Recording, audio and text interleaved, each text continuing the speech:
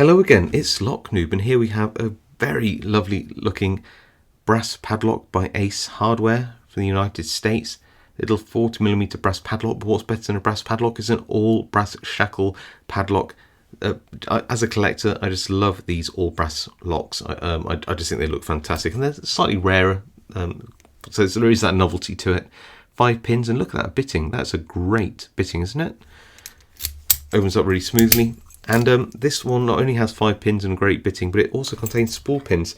It genuinely is just a really great lock. Okay, that'll do. Got a bit of a short hook here. It's going to go along and see what we can find. So it's pin 2, I think.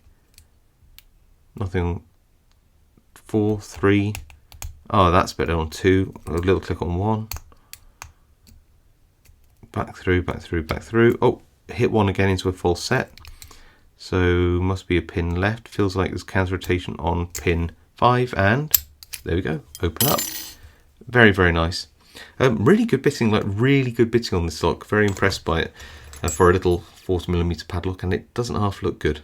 Well, as a bonus, I thought whether I could rake it. So I've got my boner here, and I think that if I get this about right,